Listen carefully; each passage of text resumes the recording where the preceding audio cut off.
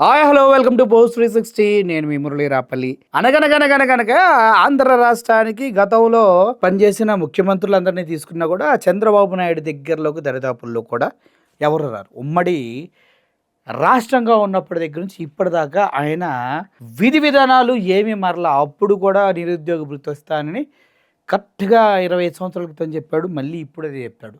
ఆడబిడ్డ నీదని అప్పుడు చెప్తాడు, ఇప్పుడు చెప్తాడు. జాబులని అప్పుడు చెప్తాడు, ఇప్పుడు చెప్తాడు. గ్యాస్ సిలిండర్ అప్పుడు చెప్తాడు, ఇప్పుడు చెప్తాడు.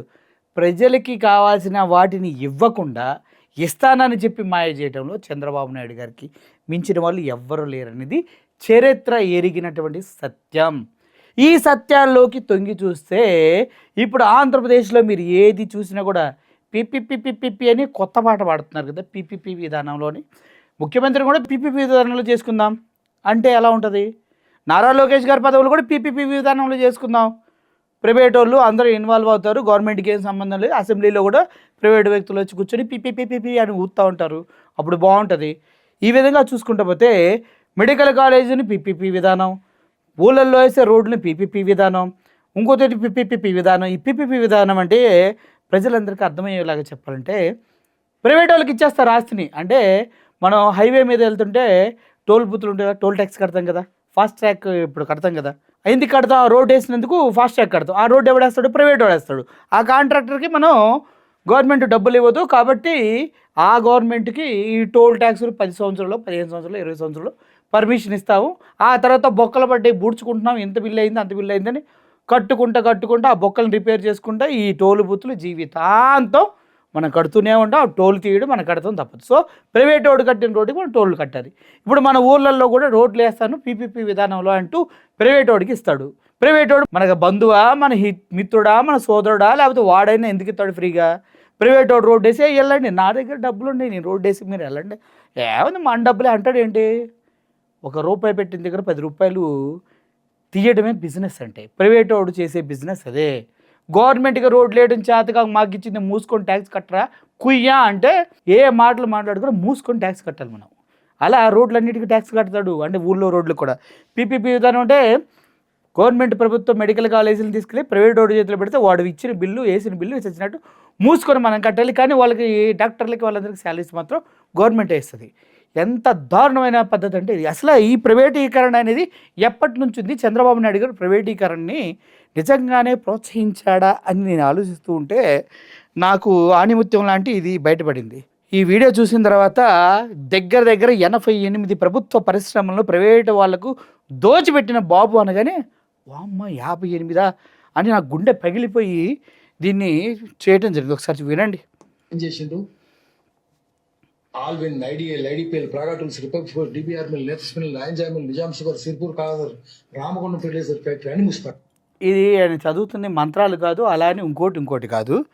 చంద్రబాబు నాయుడు గారు ముఖ్యమంత్రిగా ఉమ్మడి రాష్ట్రంలో ఉన్నప్పుడు ప్రైవేటు పరం చేసినటువంటి అత్యంత ప్రతిష్టాత్మకమైనటువంటి కంపెనీలు కొన్ని వందల వేల కోట్ల రూపాయలు ఎలా ప్రైవేట్ వాళ్ళకి దోచిపెట్టారనేది ఈయన లిస్టు చదువుతూ ఉన్నారు. అదే పరిశ్రమలు తెస్తాం, ఉద్యోగులు ఇస్తానని డబ్బా కొట్టుకుంటూ తన పచ్చ పత్రికల్లో, మీడియాలో సొల్లు కబుర్లు చెప్తాడంటూ ఈ పెద్ద వ్యక్తి క్లియర్గా చెప్తున్నాడు. ఈయన పాసం యాదగిరి అండి, సీనియర్ జర్నలిస్ట్ కూడా. ఒకసారి వినండి మళ్ళీ. ఏం చేసిండు?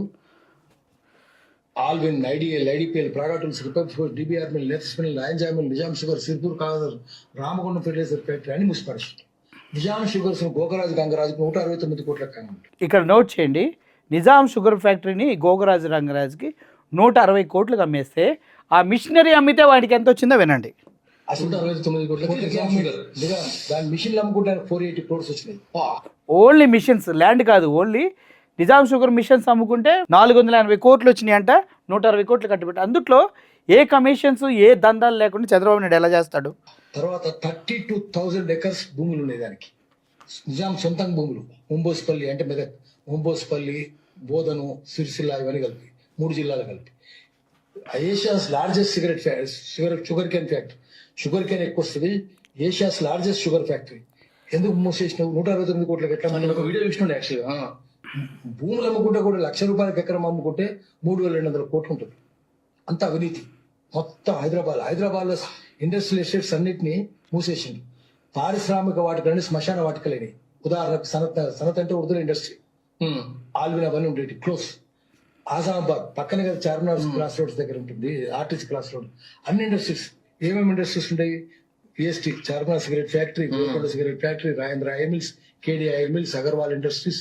ఆ పక్కనే biological universe, acetic acid plant ఉన్నాయి. ఒకటన్నా క్లోజ్, చంద్రబాబు నాయుడు క్లోజ్ చేయండి. రెండే ఉన్నట్టుంది బయాలజికల్ యూనిట్ ఒకటి, అది చిన్నది, అది కూడా అయిపోయింది. ఇప్పుడు చార్మినార్ ఫ్యాక్టరీ నడుస్తుంది కదా. చిన్నది ఏడుంది cigarette. Charminar cigarette was more popular than Charminar monument. Where is it now? లేదు అసలు. గోల్కొండ ఏడుంది? లేదు. చూశారు కదా, చంద్రబాబు నాయుడు కన్ను పడిన ప్రతి గవర్నమెంట్ సెక్టర్ ప్రైవేటు పరమైంది, అత్యంత దారుణంగా విఫలమవుతూ వస్తుంది సిస్టమ్. అదే సిస్టమ్ని ఆంధ్రప్రదేశ్లో కూడా మెడికల్ కాలేజెస్ పైన, వేరే వేరే సిస్టమ్స్ పైన, మన అమరావతి రీడిజైనింగ్ పైన, అన్నిటిపైన పీపీపీ పద్ధతిని ప్రయోగించుకుంటూ వెళ్తూ మన జీవితాన్ని సర్వనాశనం చేస్తూ ఉన్నారు. 90 పైసలకు భూములు ఇవ్వటం, లోకేష్ గారు ఏమంటారు? 90 పైసలకు భూములు ఇస్తున్నారంటే దానికి కూడా ఆయన కొద్దిగా కూడా ఆలోచించుకుంటూ 90 పైసలకు భూములు ఇస్తే తప్పేంటి అంటాడు. సార్ మీరు కంప్లైంట్ తీసుకొస్తున్నారు కానీ 99 పైసలకే భూములు ఇవ్వడం అనేది తప్పేంటి? ఒక ప్రశ్న వస్తుంది సార్. తప్పేంటి సార్? నేను ఇస్తాను. ఫార్చ్యూన్ 500 కంపెనీస్ అందరికి నేను 99 పైసల్లోనే గజానికి కాదు ఎకరంగా మొత్తం భూమి ఇస్తా. తప్పేంటి? ఎందుకంటే మేము ఉద్యోగాలు కల్పించాలనుకున్నాం. ఇక్కడ వాళ్ళ 5 సంవత్సరాల్లో చేయలేంది మేము 18 నెలలు చేసాం. ఈరోజు కాగ్నిసెంట్ ఎందుకు వచ్చిందండి? టీసీఎస్ ఎందుకు వచ్చింది? గూగుల్ ఎందుకు వచ్చింది? ఇన్సెంటివ్స్ తో పాటు భూమి కూడా తక్కువ ధరతో మేము అందిస్తున్నాం కనుక వాళ్ళు కూడా పరిగెత్తుకుంటూ వస్తున్నారు.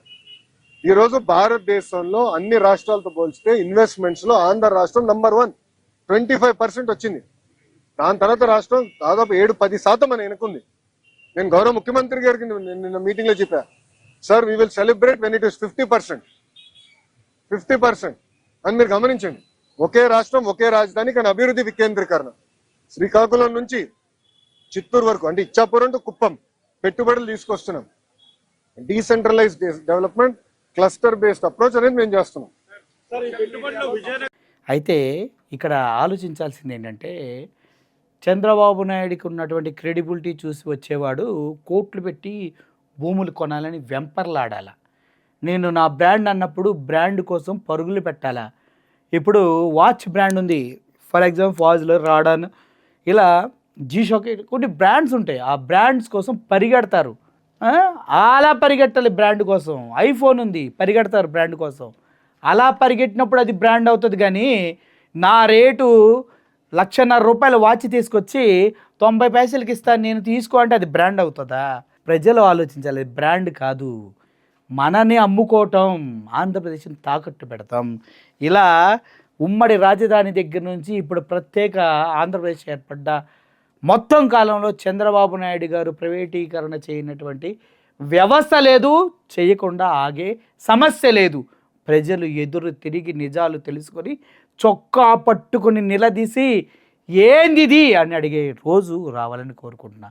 దీనికి ప్రతిపక్షాలు, వామపక్షాలు, ప్రజలు అందరూ మూకుమ్మడిగా జరుగుతున్న అన్యాయాన్ని అడగవలసిన అవసరం ఎంతైనా ఉంది. అలా అడగని పక్షాల్లో మా గొంతులు పోయేలా మేము అరిచినా వాళ్ళ మీడియా ముందు మా గొంతులు చిన్నబోతూ ఉన్నాయి. అయినా ఆగాం, వెళ్తాం ముందుకి.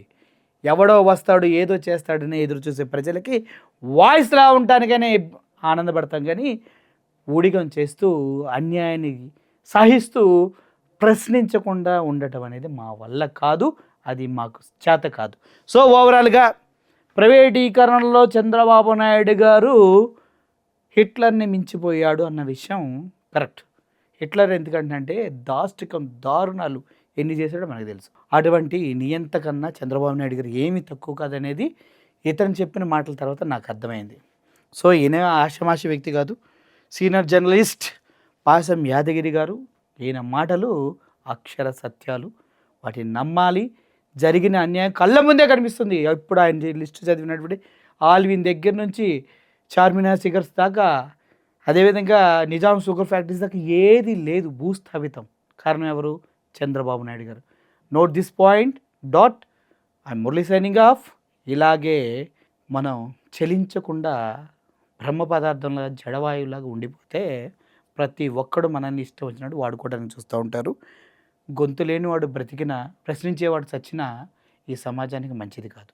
అర్థం చేసుకుంటారనుకున్నా. Thank you for watching this video. Murali signing off. Thank you so much.